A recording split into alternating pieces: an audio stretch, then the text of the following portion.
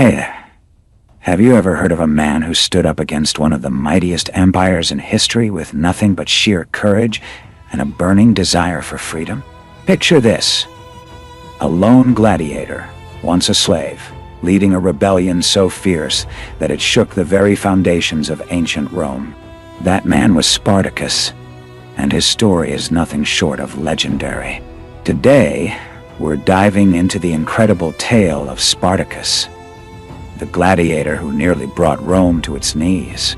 So, grab a seat, and let's travel back over 2,000 years to uncover the life, the battles, and the legacy of this fearless warrior. Let's set the stage. It's the 1st century BC, and Rome is the powerhouse of the ancient world. Its armies are unbeatable. Its wealth is staggering, and its influence stretches across vast lands. But beneath this glittering surface, there's a dark side. Slavery is the backbone of Rome's economy. Millions of people, captured in wars or born into bondage, are forced to toil under brutal conditions. They work in fields, mines, and households, with no rights, no freedom, and often no hope. And among the harshest fates for a slave, becoming a gladiator, someone forced to fight to the death in arenas for the entertainment of the masses. It's into this world of oppression and violence that Spartacus was born. We don't know much about Spartacus's early life, and that's part of what makes him so mysterious. Historians believe he was born around 111 BC, likely in a region called Thrace, which is in modern-day Bulgaria, Greece, or Turkey. Some say he was a shepherd or a farmer before his life took a tragic turn. Others suggest he might have been a soldier who fought against Rome and was captured. Whatever the case, by the time we hear of him, Spartacus is a slave, stripped of his freedom and sold into a life of hardship. Eventually, he ends up in a gladiator school in Capua, a city south of Rome, owned by a man named Lentulus Batiatus. Here, slaves were trained to become killing machines, forced to fight wild animals or each other in front of cheering crowds. It was a brutal existence. Imagine living every day knowing you might die for someone else's amusement. But Spartacus wasn't just any slave or gladiator. He had something burning inside him, a fierce hatred for his chains and an unyielding will to be free. In 73 BC, he decided he'd had enough. Along with about 70 other gladiators, Spartacus staged a daring escape. They armed themselves with whatever they could find. Kitchen tools, training weapons, anything, and fought their way out of the school. Think about that for a second. A small group of desperate men, with barely any weapons, taking on their heavily armed guards. It was a long shot, but they did it. They broke free, and that was just the beginning. Now, you might think a bunch of escaped slaves wouldn't last long against the might of Rome. But Spartacus wasn't just a fighter. He was a leader. He inspired those around him.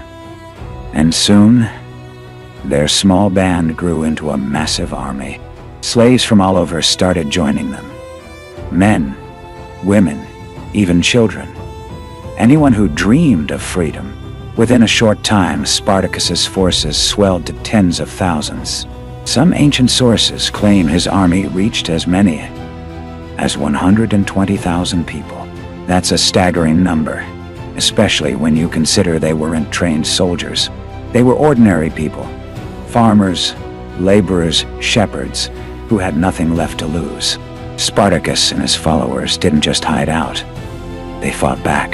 They raided towns, freed more slaves, and clashed with Roman forces sent to stop them. At first, Rome underestimated this ragtag group.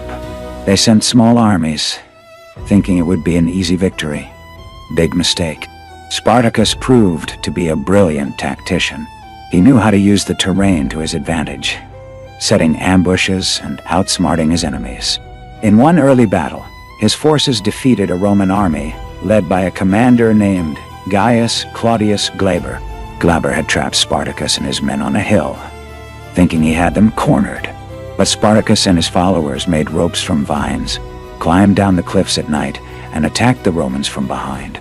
It was a humiliating defeat for Rome, and it showed the world that Spartacus wasn't just a runaway slave. He was a real threat. This victory, and others like it, sent shockwaves through Rome. The Senate started to panic. They realized they weren't dealing with a small uprising. This was a full-blown rebellion, later called a Third Servile War. Spartacus and his army moved through southern Italy, winning battle after battle. They defeated multiple Roman commanders, and even captured weapons and supplies, making their forces stronger. For 2 years, they seemed unstoppable. Imagine the fear in Rome. Slaves, the lowest of the low, were challenging the empire's power. People started whispering, could Spartacus actually bring Rome down? But let's not get ahead of ourselves. Running an army of thousands wasn't easy. Spartacus faced huge challenges. His followers weren't all trained fighters. Many were weak, hungry, or sick. Supplies were hard to come by, and they were constantly on the move to avoid being surrounded by Roman forces. Plus, not everyone in his army agreed on what to do next. Some wanted to keep fighting and take the battle to Rome itself. Others just wanted to escape, to cross the Alps, and head north to freedom. Spartacus, it seems, leaned toward the idea of escaping. Ancient sources suggest he wanted to lead his people out of Roman territory, maybe back to Thrace or other lands where they could live free. But keeping such a large, diverse group united was no small task. Disagreements broke out, and at one point, a large faction split off from Spartacus, only to be crushed by Roman forces. Meanwhile, Rome wasn't sitting idly by. They knew they had to end this rebellion before it inspired more slaves to rise up. In 71 BC, they turned to a man named Marcus Licinius Crassus, one of the wealthiest and most powerful men in Rome. Crassus wasn't just rich, he was ruthless. Some say he was worth over $170 billion in today's money, making him one of the richest men in history. He had made his fortune through real estate, mining, and even buying up property during times of crisis at dirt-cheap prices. Now, he saw the Spartacus rebellion as a chance to boost his political career. He took command of 8 legions, about 40,000 to 50,000 men, and vowed to crush the uprising once and for all. Crassus didn't mess around. He knew Spartacus was a brilliant leader, so he used harsh tactics to wear down the rebels. He built fortifications to trap them, cut off their supplies, and punished his own soldiers brutally if they failed. At one point, after a defeat, he revived an old Roman punishment called decimation, where every 10th soldier in a unit was executed to instill fear and discipline. That's how serious he was about winning. Slowly but surely, Crassus started to turn the tide. He forced Spartacus and his army into southern Italy, cutting off their escape routes. Spartacus, though, wasn't ready to give up. He made a bold plan to cross the sea to Sicily, an island off the southern coast of Italy. Sicily had a history of slave revolts, and he hoped to find more allies there. He even made a deal with some pirates, paying them a huge sum, equivalent to millions of dollars today, to transport his army across the water. But the pirates betrayed him. They took the money and sailed away, leaving Spartacus and his followers stranded. It was a devastating blow.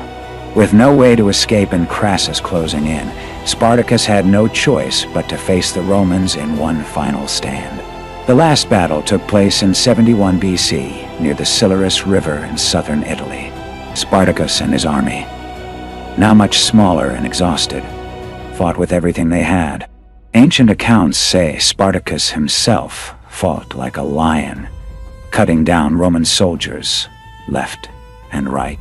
Some even claim he tried to reach Crassus himself on the battlefield, determined to take down the man leading the charge against him. But the odds were too great. The Roman legions were better equipped, better trained, and far more numerous. Spartacus's army was overwhelmed. Thousands were killed, and Spartacus himself fell in the battle. We don't know exactly how he died, Some say he was cut down in the heat of combat.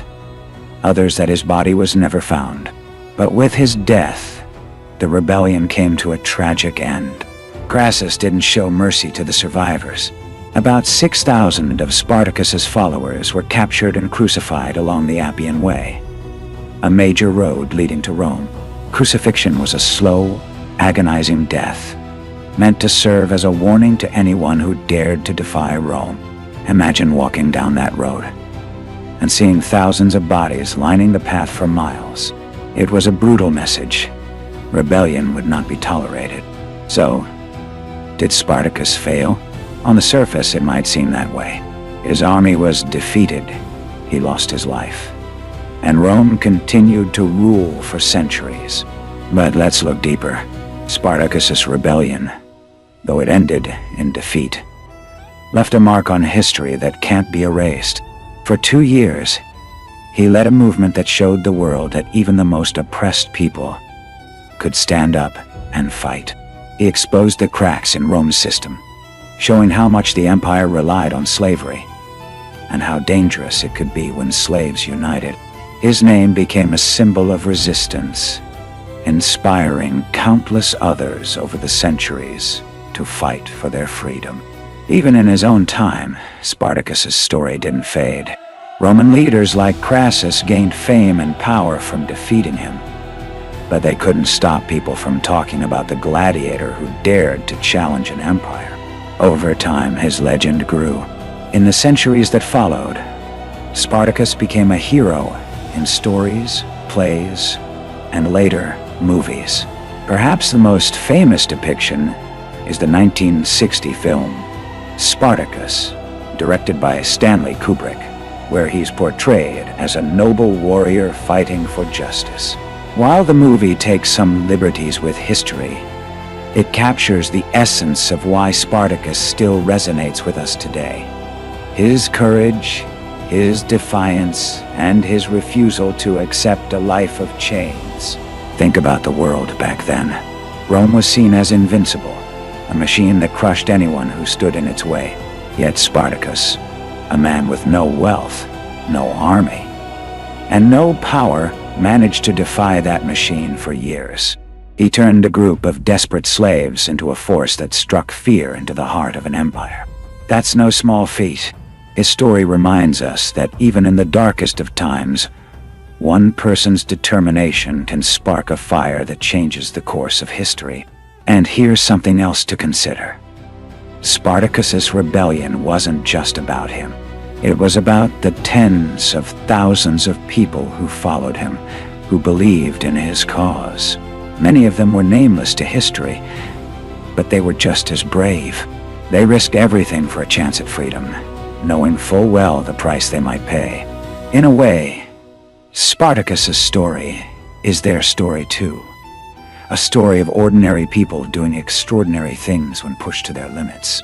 Today, when we hear the name Spartacus, we think of rebellion and resistance. His name has been used by revolutionaries, activists, and movements around the world as a symbol of the fight against oppression. From the slave revolts of later centuries to modern struggles for equality, Spartacus's legacy lives on. He's a reminder that no matter how powerful a system seems, it's never truly unbreakable. People can rise up, challenge it, and leave a lasting impact, even if they don't live to see the final victory. So, as we wrap up this journey through time, let's take a moment to reflect on Spartacus, not just as a gladiator or a warrior, but as a man who refused to bow down. He faced impossible odds, led a movement that shook an empire, and paid the ultimate price for his beliefs. His life was short, likely less than 40 years, but his story has echoed through more than 2 millennia. That's the power of standing up for what you believe in, no matter the cost. What do you think? Could Spartacus have succeeded if things had gone differently? If the pirates hadn't betrayed him, or if his army had stayed united? Or was his fight always doomed against the might of Rome? His story raises so many questions about freedom, power, and the human spirit. One thing is certain: Spartacus may have lost the battle, but he won a place in history as one of the greatest symbols of resistance the world has ever known. Thanks for joining me on this incredible journey. Let's keep exploring the past together, because every story like this teaches us something about who we are today.